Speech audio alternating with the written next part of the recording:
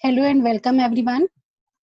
In this video of mobile computing, today we will learn about the wireless LAN. This is the outline. These are topics which we will learn in this video lecture.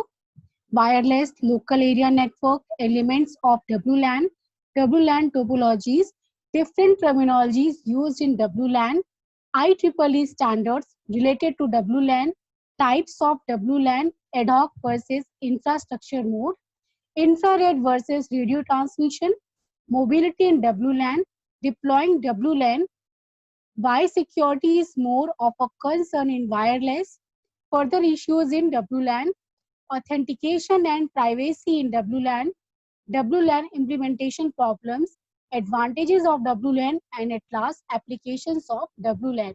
These are the total topics which we will learn in this lecture. First, what is wireless local area network? WLAN is a local area data network without wires. Mobile users can access information and network resources through wireless LAN as they attend meetings, collaborate with other users, or move to other locations in the premises. WLAN is not a replacement for the wired infrastructure. It is implemented as an extension to a wired LAN within a building or a campus. Wireless, commercially known as Wi-Fi, or its acronym is, its full form is wireless fidelity.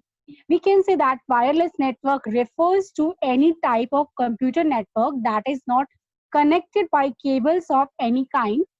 It is a method by which homes or telecommunication networks and enterprises or business installation avoid the costly process of introducing cables into a building or as a connection between various equipment locations. Wireless networks are generally implemented and administered using radio communication, and this implementation takes place at the physical layer of the OSI model network structure. Wireless technologies also help to simplify networking by enabling multiple computers users to simultaneously share resources in a home or business without additional or intrusive wiring. These resources might include a broadband internet connection, network printers, data files, and even streaming audio and video. This is the introduction of wireless local area network. Now, what are the elements of a WLAN?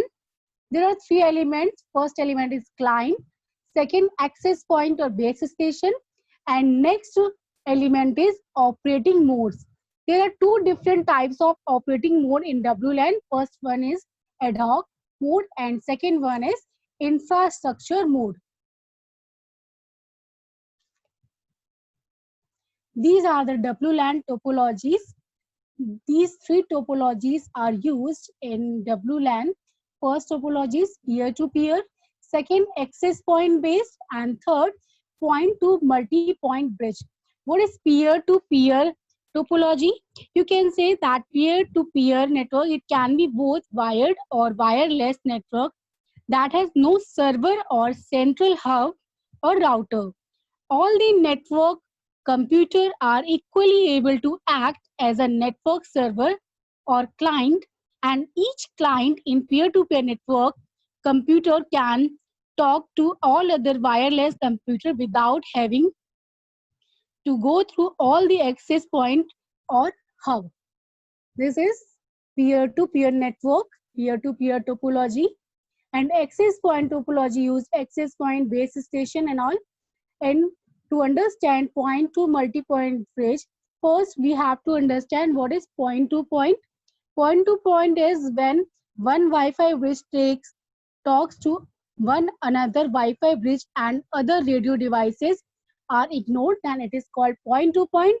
And but in point to multi-point, when one master Wi-Fi bridge talks to several other Wi-Fi bridge like a hub in a conventional wired LAN, then it is called point to multi-point bridge. These are the basic terminologies used in wireless. So first we have to know what are these basic terminologies, like what is access point, what is DSS, what is IDSS. So we will go through all these terminologies one by one. First is access point, a wireless LAN base station that connects a wired network to the wireless network. The access point contains a radio transceiver which transmits and receives radio signal, and most access points contain a router that directs your network devices data to and from the internet. Generally, we write access point in small AP. Second term is BSS, which is basic service set. It is a set of stations which are controlled using a common coordination function. Coordination function determines whether stations within BSS is permitted to transmit and receive or not. Next terminology is ESS, which is extended service set. ESS is a set of one or more BSS and LANs. This appear as signals as single BSS to LLC layer, which is logical link control layer. Next terminology is DS, which is distribution system. DS is the system which connects BSS and integrated LANs to make an ESS, extended service set. Hotspot, locations where wireless connections are available on a free or paid for basis. Typically, these are found in airport lounges, conference centers, and major public buildings, and provide web connectivity. Next terminology is radius, and full form is remote access dial-in user system.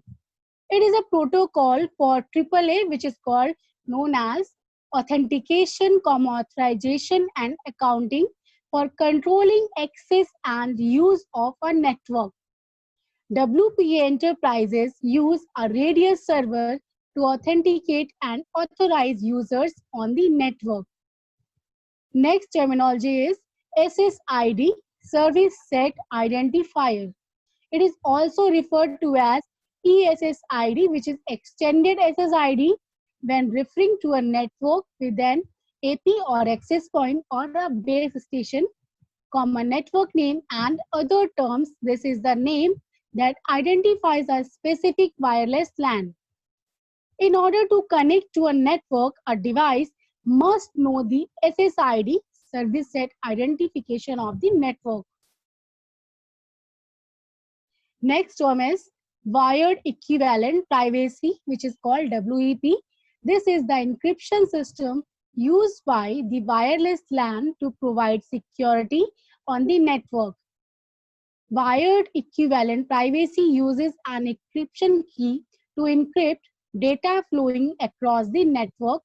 WEP is considered an insecure protocol because the encryption key can easily be broken using free tools downloaded from the internet. And ESSID, which is Extended Service Set Identifier, it is a name used to identify a wireless network. Next terminology is Basic Service Set Identifier, which is BSSID. It is a unique address that identifies the access point or hub that creates the wireless network.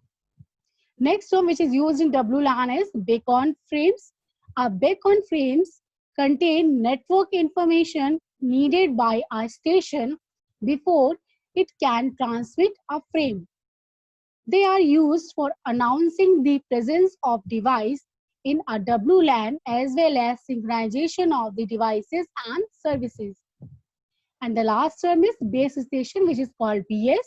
A base station refers to the wireless access point for computers with wireless cards. It is basically a router that communicates with devices based on Wi-Fi standards. So generally when we talk about the WLAN, we use these terminologies in their short forms. These are the different standards of WLAN decided by IEEE, which is the Institute of Engineer and Electrical Engineering Standards. This is the IEEE 802.11 standard, IEEE 802.1 15.1, IEEE 802.1x. First standard, which is IEEE 802.11, is used for wireless LAN operations at data rates up to 2 Mbps in the 2.4 GHz industrial, scientification and medical band. You can see these are all the standards related to WLAN decided by IEEE, like IEEE 802.11. These are the different series of 802.11, like 802.11a, 802.11b, 802.11c, and D, E, F, G, H, I, J, K, N, P, R, S, T, U, V, W, Y, Z, A, M, B, A, C, and A, D. So these are called the family of IEEE 802.11. These are the description for every 802.11 family, and these are the publication of this family, these members of this family. So you can check all the members here. These are the all standards. Now we will move further. Types of WLAN.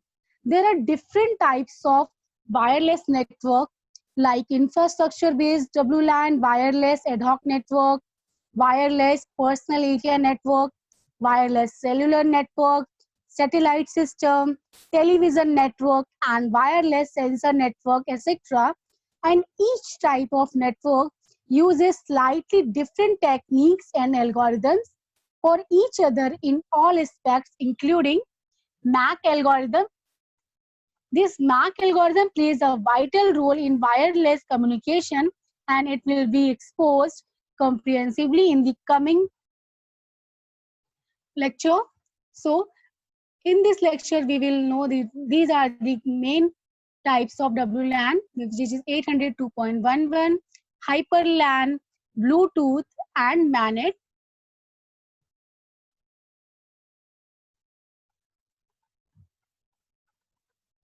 Next, ad hoc versus infrastructure mode.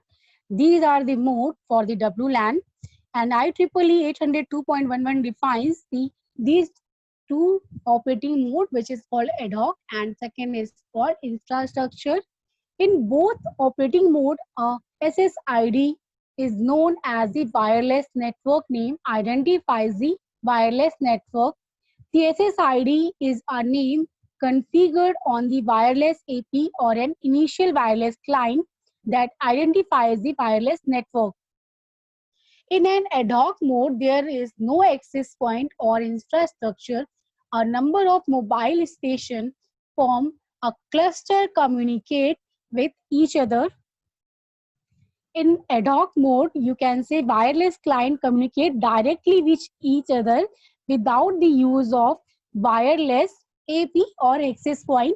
Ad hoc mode is also called peer-to-peer mode, when wireless clients in ad hoc mode form an independent basic service set, which is called IBSS.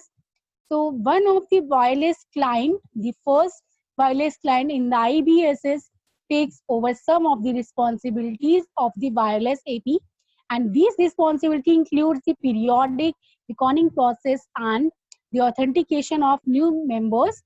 So thus, this wireless client does not act as a bridge to really information between wireless client, and ad hoc mode is used to connect wireless client together when there is no wireless AP is present. Likewise, in an infrastructure mode, the mobile station, which is called MS, are connected to a base station or access point. This is similar to a star network where all the mobile stations are attached to the base station. Through a protocol, the base station manages the dialogues between the access point, and the mobile station. In infrastructure mode, you can say there is at least one wireless AP and one wireless client. The wireless client uses the wireless AP to access the resources of a traditional wired network.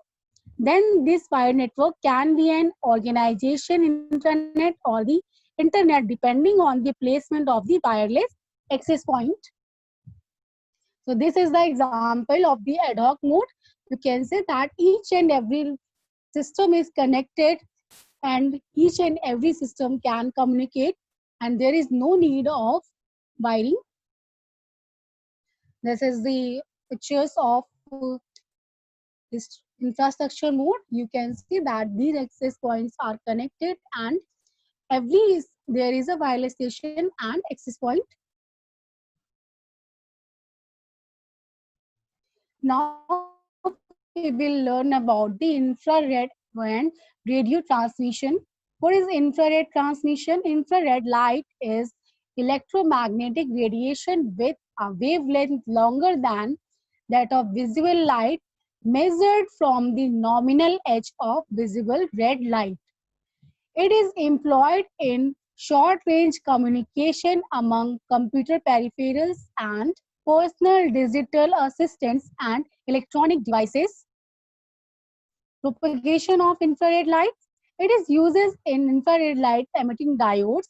Receiver uses a silicon photodiode to convert the infrared radiation to an electric current, and it responds only to the rapidly pulsing signal created by the transmitter and filters out slowly, changing infrared radiation from the ambient light.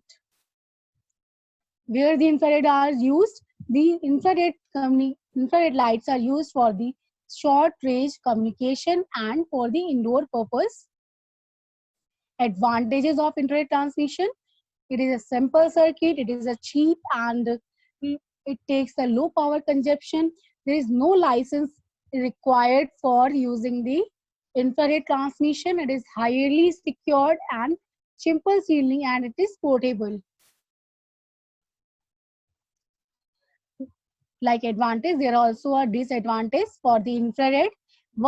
It works only on the line of sight mode. It has a short range. It is blocked by common material like people, wall, etc. And the infrared has low bandwidth, and the speed of the infrared is comparatively slow. What is line? Meaning of the line of the sight mode? It means when an external antenna shifted to the access point for a long distance, its lights must be able to see other antennas with a clear view, unobstructed by any object, then it is called that it is in its line of sight mode. What is radio transmission? Radio is the transmission of the signals through free space by modulation of electromagnetic waves with frequencies below those of the visible lights. Propagation of radio waves. Radio waves travels by means of oscillating electromagnetic fields that pass through the air and vacuum of space. Also, information is carried by systematically changing or modulating some property of the radiated waves, such as amplitude, frequency, phases, or pulse width. Uses of radio waves. It can be used in audio, telephony, video, for navigation purpose, in radars, for digital radio and radio control. So you can say nowadays radio waves are used very frequently and it is very efficient for use. These are the advantages for the radio waves. It is also simple, cheap, no license required. It has high speed of bandwidth and it covers large areas, and it can also penetrate through walls, which is not done by the infrared transmission. Like advantage, there are also disadvantages of the radio transmission.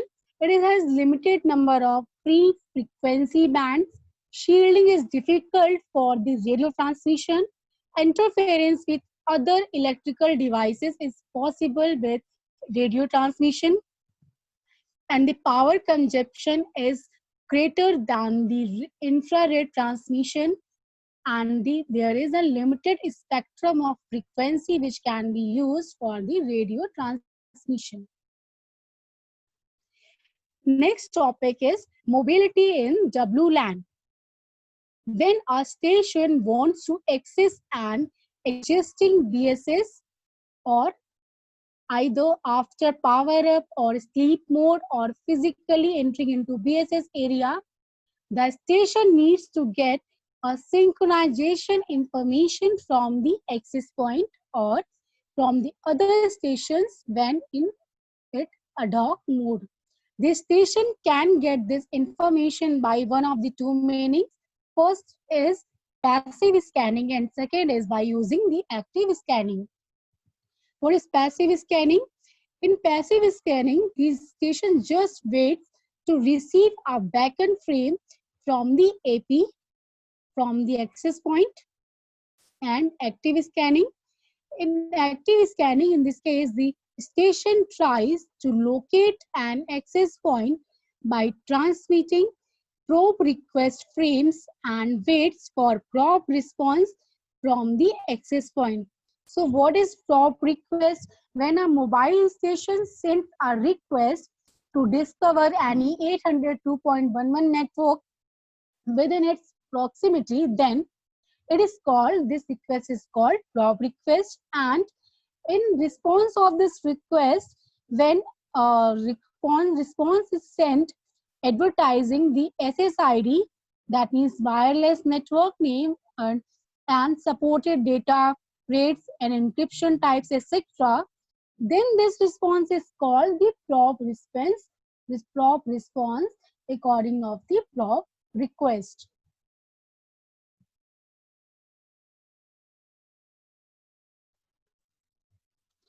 So these are the scanning methods for the mobility in WLAN. In passive scanning, I have already explained what is beacon frame, which is contains network information needed by a station before it can transmit a frame, and beacon frame are used for announcing the presence of devices in a WLAN as well as synchronization of the devices and services.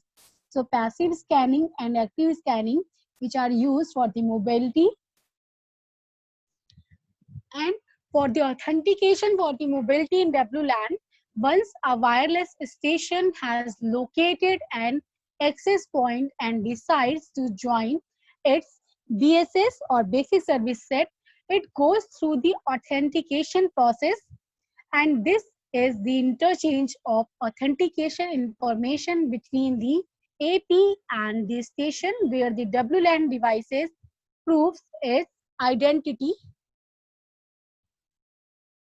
For the roaming purpose, for the mobility in WLAN, roaming is the process of moving from one cell or BSS to another without losing connection. It is called roaming. This function is similar to the cellular phone's handover situation with two main differences. First difference is when a packet-based LAN system, the transition from cell to cell may be performed between packet transmissions as opposed to telephony where the transition may occur during a phone conversation.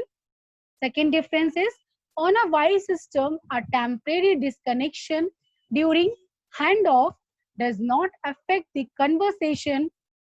However, in a packet-based environment, it significantly reduces performance because retransmission is performed by the upper layer protocol.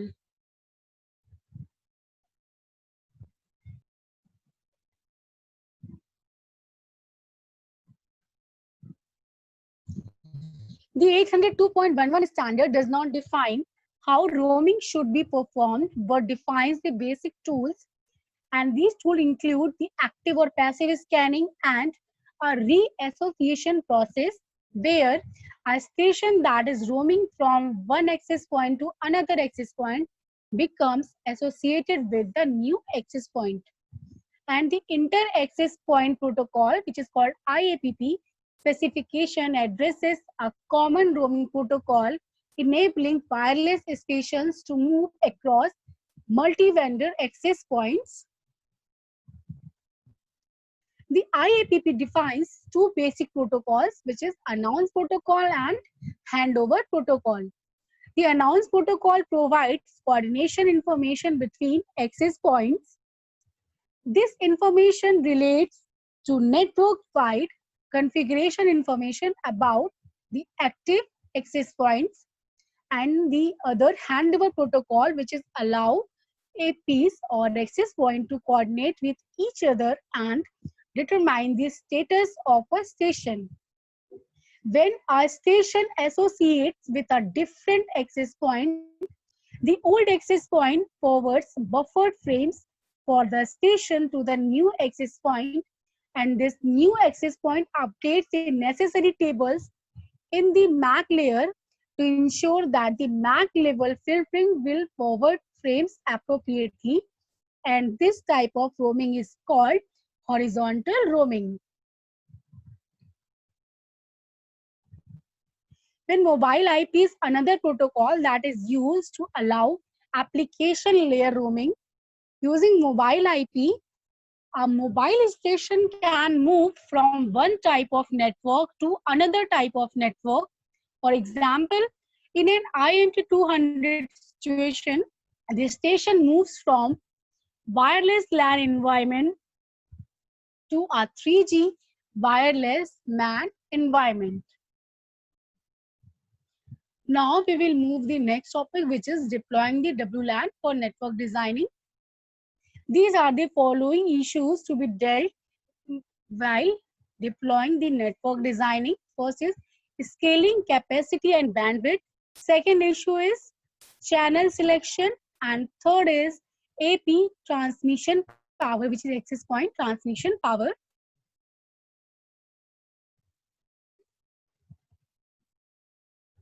Now we will learn how the network can be configured in WLAN. So for the configuration of a wireless LAN includes configuration of both the access point and the mobile station. So the first level of configuration is to assign an IP address to the access point. For this, the wired equivalent privacy, which is called WEP security, the shared key needs to be set both in the AP and the mobile station. And then the AP or access point can also be configured as a dynamic host configuration protocol, which is also called DHCP server, where the access point will supply the IP address to a connecting client. And depending on the situation, security parameters for the 802.1 family or WEP, which is called wired equivalent privacy, are configured in the access point. This will include configuring the remote authentication dial in user services, which is also called radius server, or other authentication server like Kerberos, etc. There are also other parameters like SSID, service set identifier, channel selection, backhaul interval, etc., which are used to set on the access point for the configuration of the network. In the client, we need to define the network type. The network types can be either infrastructure mode or ad hoc mode, and the SSID needs to define in the client for the network identification and attachment. The shared wired equivalent privacy key needs to be installed in the client side. The next, why security is more of a concern in wireless system. So there is no inherent physical protection. In wireless system, the physical protection cannot be provided as it can be done in wired network. The physical connection between devices are replaced by logical associations. Second concern is broadcast communication. There can be different concern like eavesdropping, bogus messages, denial of service, and replaying previously recorded messages. Denial of services is also a kind of attack when attacks which are directed at disabling the services or making the target not available or degrading the performance by the lowering the availability, then it is all called by the denial of services, which is done by jamming or interference. Bogus message, it means that anyone can transmit a message over the wireless network. And eavesdropping, transmission can be overheard by anyone in the range. That means that the transmission can be overheard, means that the anyone anonymous user can attack or listen the message in wireless network. And replaying previously recorded message can be easily done in wireless message. So we can say there are the security threats regarding for the wireless network. Further issues related to wireless LANs are that access point configuration is very difficult, default community string and default passwords, even twin access points, stronger signal capture user authentication, renegade access points, and unauthorized wireless LANs. How the authentication and privacy is done in WLAN to prevent unauthorized access and eavesdropping. So for this purpose, these are all the purpose that why authentication and privacy is needed in WLAN to prevent unauthorized access and eavesdropping. It is realized by authentication service prior to access. There is another open system authentication, that is station wanting to authenticate sends authentication management frame. Receiving station sends back frame for successful authentication, and which is supported in WEP, which is wired equivalent privacy. And next is authentication is shared key authentication. That's secret shared key received by all stations by a separate 802.11 independent channel, and station authenticate by a shared knowledge of the key properties. So this is all about the authentication and privacy. There are different problems according to WLAN like data speed, interference, security, roaming, and interoperability. Data speed is also not enough in WLAN. Effective throughput is still not enough. It is better with IEEE 802.11g family. How the interference is a problem in WLAN, works in ISM band and share same frequency with microwave, oven, Bluetooth, and others. So when these are like microwave, Bluetooth, others can interfere with the same WLAN wire, so it can create a problem.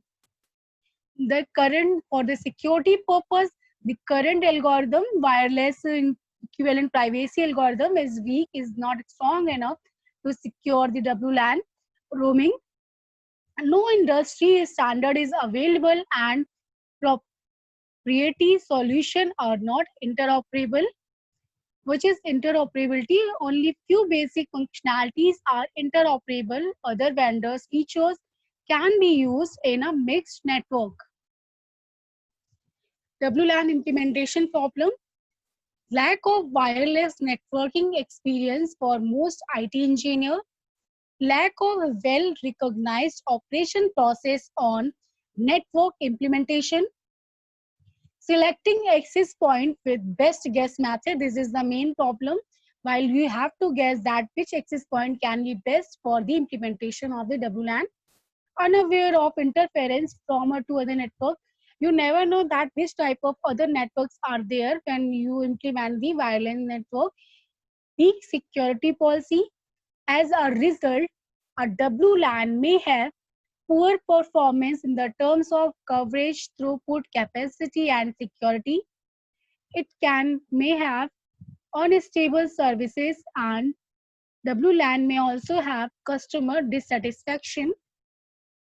So these are the problems when we use implementation of the WLAN. There are also, other than the problems of the advantages of WLAN, like mobility, it has high mobility. You can carry your phones, your data, your tablets anywhere. It is mobile. Low implementation cost. Implementation cost is very low. Installation is speed and simplicity. It is very simple to install. Network expansion, reduced cost of ownership, reliability, scalability, and uses of ISM band. These are the advantages of the WLAN. Next, applications of WLAN. These are the areas where the wireless local area network can be used, like office or campus environment, factory shop floor, homes, work group environment, for heritage buildings, for public places, and war or defense sites. So in these areas, and other than these areas, we can there are different areas where we can use WLAN.